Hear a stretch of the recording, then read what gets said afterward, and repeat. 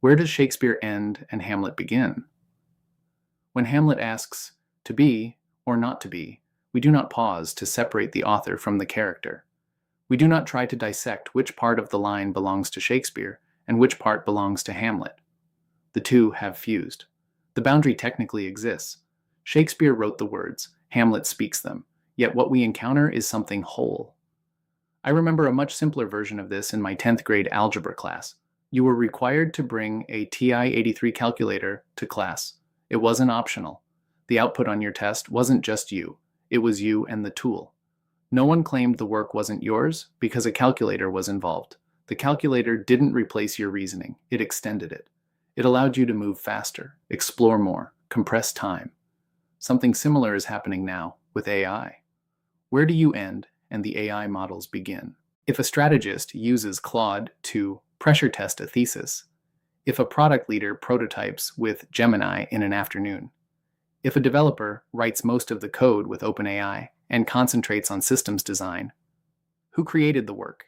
The human, the model, or the fusion? As this line blurs, our language follows. Inside organizations, AI has become a catch-all term. AI strategy, AI task force, AI transformation, chief AI officer. The word is everywhere, applied to everything. Very different capabilities, coding assistants, reasoning engines, workflow agents, are flattened into a single generalized term. And yet, in public discourse, a very different narrative is emerging. Scroll through LinkedIn comments and you will see it. If it was written by AI, I'm not reading it. This was written by a human, as if the line is still clean, as if authorship can be easily separated, as if the most capable builders aren't already co-creating so seamlessly that you cannot tell where their expertise ends and the model begins. This is what makes the moment disorienting. We are witnessing underreaction and overreaction at the same time. In some rooms, AI is dismissed as incremental. In others, it is treated as existential. Beneath both reactions sits something quieter, a profound shift in leverage, authorship, and access to intelligence. And within that shift, a gap is widening, not between humans and machines, between humans who integrate AI into their expertise and those who do not. One group is drafting AI strategy decks, developing AI skills capability frameworks, and debating AI governance. The other group is inside the tools, testing limits, expanding their range, compressing execution cycles. One mistakes sitting on the sidelines for playing. The other is on the field, in the experience of play. As that gap grows, the disorientation will accelerate. The reactions will become more extreme, which makes one thing more important than ever: precision in our language. Precision in how we describe what these tools actually do. Precision in how we use them. 3 signals from this week make that widening gap visible and reveal how both underreaction and overreaction are being fueled by the same imprecision. But before we jump into the signals, let me take a minute to introduce myself, if you are new here. My name is Chris Schmelzer, and I serve leaders who recognize the need and understand that the old models of leading and working are no longer keeping up with the pace of change. Every week, I track the subtle signals that a massive reset is coming for what we refer to as white-collar work, and share thoughts on how to lead yourself and your organization through the age of accelerating change. Here are 3 stories from this week that point to this massive shift. Story number 1, the warning that isn't landing. This week, Anthropic CEO Dario Amodei was asked what has surprised him most over the past 3 years of building frontier AI systems. His answer was not technical. What surprised him was the lack of public recognition about how close we are to the steep part of the exponential curve. We are nearing systems that meaningfully surpass human capability across wide domains, and yet the broader narrative has not recalibrated proportionally. To make it concrete, he noted that Claude now writes roughly 90% of the code in many contexts. If that trajectory holds, the implication is straightforward. When productivity compresses at that level, we do not require the same number of developers to produce the same output. This is not a marketing slogan. This is labor math. While it is not uniform across every organization yet, the direction is increasingly difficult to ignore, and yet the response remains muted. Part of the reason may be linguistic. The same word, AI, now describes a chatbot drafting emails, a reasoning model solving advanced mathematics, an autonomous coding system, and a speculative logistics platform. When fundamentally different capabilities collapse into a single term, the term loses precision. Everything is labeled AI, and so nothing is clearly understood. What stood out most in the interview was not just the acceleration of capability, but Amadei's focus as a leader. He spends roughly 40% of his time on culture and coherence. When systems advance at this pace, the bottleneck is no longer compute alone. It is alignment. Shared understanding of what is real and how to respond without fragmenting the organization. The signal. The frontier is moving quickly, yet the public narrative is lagging, and the leaders closest to the acceleration are investing heavily in coherence rather than hype. Story number 2. Models quietly expand again. This week, Anthropic and Google both released meaningful model updates, while OpenAI moved further toward agentic systems. Claude Sonnet 4.6 improved multi-step reasoning and structured coding execution, handling longer workflows with fewer breakdowns. Gemini Pro 3.1 strengthened reasoning and reliability across end-to-end tasks, moving closer to workflow-native operation. In both cases, materially expanded capabilities arrived roughly 3 months after prior releases. What once unfolded annually now unfolds quarterly. At the same time, OpenAI acquired a fast-growing agent platform designed for cross-platform orchestration, managing email, calendars, files, and messaging tools. That platform was released publicly in November. Within weeks, it was iterated and rebranded. By January, it had gained viral traction. By February, it was acquired. From public release to acquisition, roughly 3 months. The shift is clear, from conversation to execution. From models that respond to prompts to systems that act across workflows. None of this is cosmetic. It represents a steady compression of time and capability. The distance between launch and acquisition is shrinking.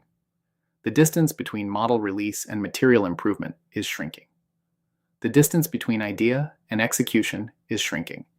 If you are using these tools daily, you feel it. Research that once required hours now takes minutes. Prototypes that once required days now emerge in an afternoon. Iteration compounds, friction decreases. Here the gap widens further.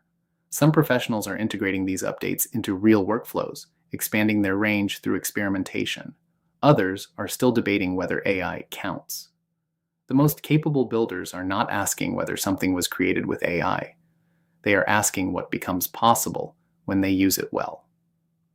The signal. As the models improve at this velocity, the divergence between those experimenting and those observing will only grow. Story number 3. The market reacts wildly.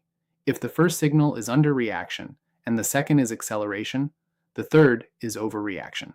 This week, a small company, once known for selling karaoke machines, issued a press release claiming its AI-enabled logistics platform could dramatically scale freight volume without adding headcount.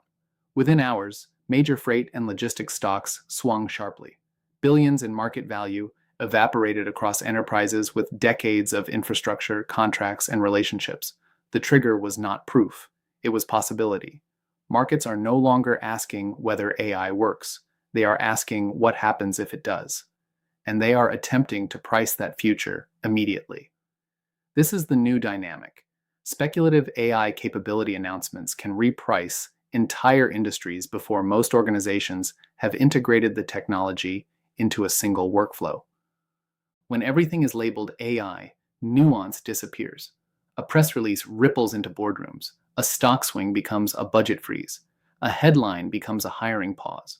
Overreaction at the market level becomes operational reality inside companies. That gap creates pressure, and pressure creates bad decisions. For leaders, the discipline now is simple but difficult. Do not let market volatility dictate organizational velocity. Instead of responding to headlines with structural moves, layoffs, reorganizations, sweeping AI mandates, respond with contained experiments. Pick one workflow, track compression, measure impact. Expand from what is true in your context, not what is feared in the market. Markets will oscillate. The goal is grounded coherence. The companies that stay grounded long enough to translate possibility into validated practice will move faster in the long run than those that lurch with every signal. Overreaction and underreaction are both forms of reactivity. Coherent leaders resist both. The signal. The market is pricing the possibility of AI before most organizations have integrated the reality of AI. 3 signals this week: underreaction, acceleration, overreaction. Together they compound into disorientation. What is real? What is noise? What does this mean for your career, your team, your organization? The real shift is not AI replacing humans. It is humans who integrate AI separating from those who do not. If you find yourself debating whether AI is having an impact, move from argument to experimentation. Use these tools not as faster search engines, but as thinking partners. Pressure test your reasoning. Expand adjacent knowledge. Explore what compresses time in your workflow. Think of them the way we once thought of the TI-83, not as a replacement for understanding, but as leverage. Expertise disconnected from these tools will slowly lose relative value. Expertise fused with them compounds. The barriers to building are thinning. What used to separate insight from execution was rarely intelligence. It was infrastructure, time, permission, headcount. Consider a finance leader who has spent 15 years inside capital allocation decisions. For years, she has had a thesis about how her industry misprices long-term risk. But turning that thesis into something tangible always felt too heavy. It required analysts, developers, and time she didn't have. In the past 2 months, she used AI to prototype the model herself. She pressure-tested assumptions, built the financial logic, simulated alternative scenarios, drafted the white paper, refined the narrative. What had lived as an idea in her head for years became an executable framework in weeks. Not because AI replaced her expertise, because it amplified it. The shift is that domain expertise can finally find expression without waiting for institutional permission or infrastructure. The distance between insight and implementation is collapsing. For leaders, the question shifts from adoption rates to compression rates. Where are we moving from idea to execution more quickly? From analysis to decision with greater clarity? From concept to testable output in less time? The greatest risk right now is confusing conversation about AI with competence in using it. The deeper work is not technical. It is cognitive. It is becoming aware of the assumptions we carry about how work must be done. If your internal narrative sounds like, "This is how we did it last quarter," that should feel like a signal. The conditions are shifting faster than our inherited habits. Disorientation is natural in a shift of this magnitude. But disorientation does not have to become panic. This is where Amadei's emphasis on coherence becomes instructive. Coherence is what happens when a leadership team shares the same internal map of reality. What is changing, what is not, what is known, what is unknown. And the organization can feel that steadiness in the decisions that follow. You can tell when coherence is present because language gets more precise, not more grand. People stop speaking in catch-all terms. AI becomes specific. Which model, which workflow, which process, which metric? Teams stop rehearsing the future as a threat and start treating it like a set of testable hypotheses. The nervous system of the organization shifts from bracing to exploring. In practice, coherence often looks surprisingly unglamorous. It looks like a leader slowing the tempo of the room before speeding the work back up. A weekly cadence that does 3 things. First, it names reality cleanly. Here are the 3 things we learned this week. Here's what they do and do not mean for us. Second, it creates a container for uncertainty. Here are the questions we cannot answer yet. Here's how we will test them without pretending certainty. Third, it converts fear into experiments. Here are the 2 workflows we will experiment to compress in the next 21 days. Here is who owns it. We either succeed or we learn. Here is what success looks like. Here is what we will learn if we don't reach our success metric. That labeling and precision regulates the organization. It tells the team, we are going to meet the moment with clarity. I've watched the opposite happen too. A company hears the newest AI headlines and immediately scrambles into performance mode. spins up a new AI councils, 15 overlapping initiatives, 30 stakeholders to get buy-in from, meetings multiply, language gets fuzzier. The organization looks busy, but it's not coherent. It's reactive. A grounded team behaves differently. Assumptions are questioned. Language is precise. Clarity emerges. Threat responses are defanged. They move slow, and paradoxically, it helps them move faster. That is coherence. Underreaction and overreaction are naturally both forms of reactivity. Coherence is what allows a team to move quickly without fragmenting. In a moment where capability is accelerating and narratives are oscillating, the advantage may not belong to the loudest or the fastest. It may belong to the most grounded. If this resonates, join us as we explore what it means to lead, live, and work in an era of accelerating change.